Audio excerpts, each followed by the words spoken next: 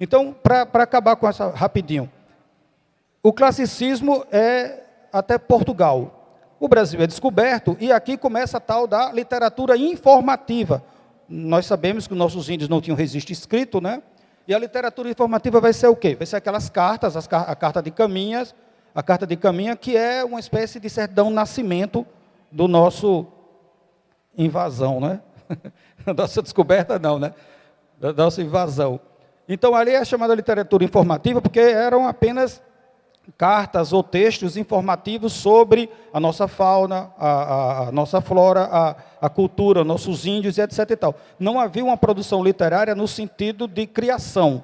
Eram cartas feitas a Portugal, né? Depois da literatura informativa, aí sim, começa, propriamente dita, a nossa literatura com textos criados, propriamente dito, que é o barroco. Mas veja que coisa interessante, a nossa literatura começa com o barroco.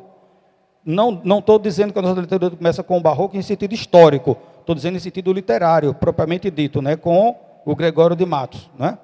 E o que é que vai acontecer? Ora, o barroco já existia na Europa, a gente só faz o quê? Copiar, né? Mas não tem saída. O que é que um país invadido e colonizado vai fazer, a não ser copiar a matriz, que seria Portugal, e toda a influência europeia sobre Portugal. Então vem o barroco, depois do barroco vem o arcadismo. Agora pensem vocês, o que é o arcadismo? O arcadismo também é chamado de neoclassicismo, porque é uma tentativa de voltar ao classicismo grego. Veja como a gente está em círculo, não é? Então o arcadismo, inclusive a palavra arcade, faz referência à Grécia, aquela região toda.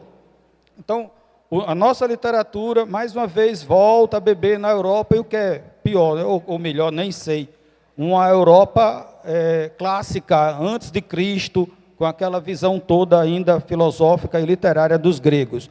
Depois do arcadismo vem o quê, meu Deus? Me ajudem. É realismo, naturalismo, parnasianismo, né? Não, é o romantismo, perfeito. Muito obrigado. Depois do arcadismo vem o romantismo. Aí o romantismo surge como uma proposta muito legal, além da visão subjetiva, nossa, da expressão da alma, o romantismo surge com a necessidade, com a vontade da valorização da cor local, que é o quê? A tentativa de fazer com que a nossa literatura começasse a ter cara de Brasil.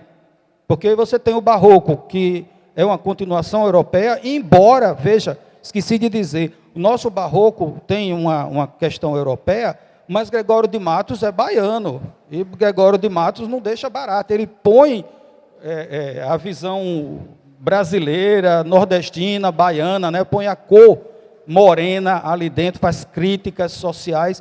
Então, o barroco já tem uma visão da necessidade da gente ter uma literatura com a nossa cara. E isso a gente vai ver, essa continuação no romantismo, né? O romantismo vai tentar fazer com que a nossa literatura comece a, de fato, ter a característica, a cara, a cor do brasileiro. E aí você vai ter todas aquelas variações, inclusive chegando a José de Alencar, com o indianismo, né, tentando fazer a valorização. Mas é muito interessante, você pega o indianismo de José de Alencar e você vai ver que determinados personagens, como no Guarani, ele é uma projeção de um herói grego. Tem uma cena no Guarani que ele levanta um coqueiro. Tem uma espécie de dilúvio lá no Guarani, né? Vocês lembram? Lá no Guarani tem uma espécie de dilúvio, parece que o mundo vai se acabar tudo, e o índio lá, o Peri, pega um coqueiro, levanta como se fosse um Hércules para fazer uma jangada, né? Uma visão assim, dos 12 trabalhos de Hércules, uma coisa muito parecida com isso. Então, o nosso índio ainda é um índio idealizado, é um índio meio super-herói, que é uma tentativa de fazer com que a cor brasileira, o jeito brasileiro, sobreponha ao europeu. Mas que sobreposição seria essa, se a gente resgata, na verdade, um deus mítico, um deus grego? Mas a gente leva tempo até fazer isso. Depois do romantismo vem o realismo, naturalismo, parnasianismo. Aí você tem o realismo e naturalismo, é só uma prosa. Não existe poesia realista e naturalista. E esse realismo e naturalismo, ele tem grandes influências daquela visão mais determinista da genética, da biologia, né? De que o homem nasce determinada a ser determinada coisa e vai ser determinado pelo ambiente, não tem para onde ele fugir. Já o parnasianismo, olha que coisa interessante, o parnasianismo é uma escola literária tipicamente poética, e o parnasianismo vem de Parnaso, que é uma tentativa de voltar ao arcadismo, que já era uma tentativa de voltar ao classicismo. Então a gente continua em círculo mais uma vez. E o parnasianismo, o realismo, naturalismo, é uma coisa que eu esqueci de dizer para vocês. Quando uma escola literária surge, necessariamente ela se opõe à escola anterior, à estética da escola anterior.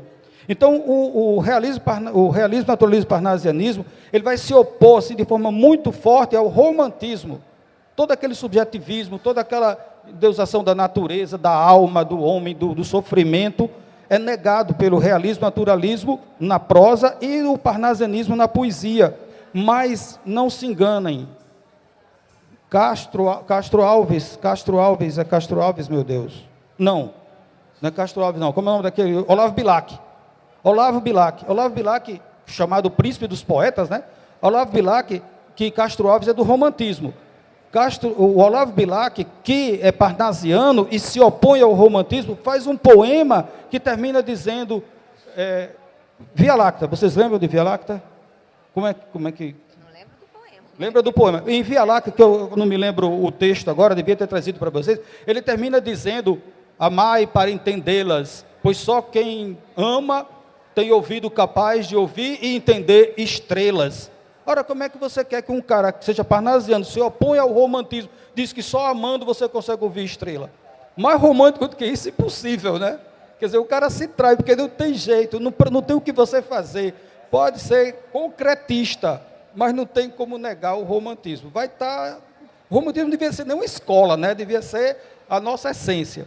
Mas você vai ter outros casos de poemas do próprio Olavo Bilac, como de outros, que são poemas extremamente...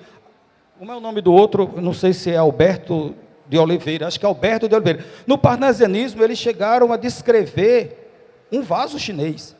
O cara fazia um soneto descrevendo um vaso chinês. E ali naquele soneto tinha que ser perfeito, as rimas, a métrica, o ritmo tinha que ser perfeito, porque havia uma valorização extrema dessa parte um tanto quanto formal do texto em lugar do conteúdo.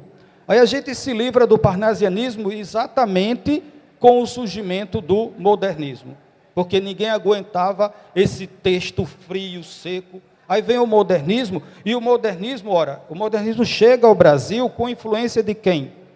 Das vanguardas europeias. Surrealismo, dadaísmo, o que mais? Expressionismo, o cubismo, o impressionismo é antes, né? O impressionismo francês, propriamente dito, vai influenciar o expressionismo, que é uma das escolas que rompe com tudo, que esculhamba com tudo, que tudo está valendo. E aí vem o dadaísmo, que quebra tudo, né? O dadaísmo, propriamente dito. Então, essa vanguarda europeia vai influenciar o romantismo, influenciar nas artes plásticas e na literatura, propriamente dita, né? Então, vocês, a Semana de Arte Moderna 22 agora, a gente está fazendo 100 anos, né? Aí, como o Carmen colocou, que teve 3 períodos, e o último período, depois dessa passagem toda das fases do romantismo, aí vem essa polêmica que nós nos encontramos agora, que é o tal do pós-modernismo, né? Não esquecendo que, em 1959, por aí, né, surge o concretismo, com Décio Pignatari e os irmãos Campos. 56, então eu peguei os 6 e de cabeça para baixo. Então você tem ali o surgimento do concretismo, que é o quê? O concretismo é uma espécie de radicalismo de toda a proposta do modernismo. O rompimento com a sintaxe, né? Você não tinha mais nenhuma frase, você não tinha mais nenhum pensamento completo num verso, porque ele rompe com o verso. Ele coloca a palavra na dimensão espacial da folha, não é isso? E depois do concretismo, o concretismo abre espaço para essas rupturas, aí nós vamos chegar ao pós-modernismo. Você já imaginou que coisa interessante? O que significa pós? Pós é aquilo que vem depois, né? O que é que pode vir depois do moderno, se não é o moderno? Se o moderno é exatamente aquilo que indica o que é novo. Então, como é que você pode ter o pós-novo? O pós-novo é o novo. Então, fica nessa confusão dos críticos literários quando começou o pós-modernismo. E alguns preferem chamar de literatura contemporânea. Nessa literatura contemporânea, que alguns colocam lá pelos anos 60, alguns colocam que 20 anos do século passado, século XX, e o que nós estamos vivendo agora é o que é literatura contemporânea, e o pós-modernismo seria só mais uma fase do modernismo, mas nós ficamos com esses autores que a gente tem hoje consagrado, né? Por exemplo, nesse pós-modernismo que nós estamos vivendo, a gente vive num balaio ou num caldeirão tão efervescente que um cara como Ferreira Goulart, morreu há pouco tempo, né? Ferreira Goulart, ele transitou do concretismo ao cordel. Ele chegou a fazer cordel, não é isso, Oreni? Então, o Ferreira Goulart, que tem um trabalho reconhecido de forma bem interessante, teve poemas musicados muito bem, e Ferreira Goulart teve a ousadia de fazer a versão daquela música que Fagner canta do Aquário. Aquilo é a versão de Ferreira Goulart. Você vê quando o cara está querendo ganhar dinheiro, né? Porque Ferreira Goulart tinha essa capacidade de transitar. E o que eu quero dizer com isso? Só criticar Ferreira Goulart? Não, eu quero dizer que o pós-modernismo é esse caldeirão de efervescência literária e cultural tão grande que cabe tudo.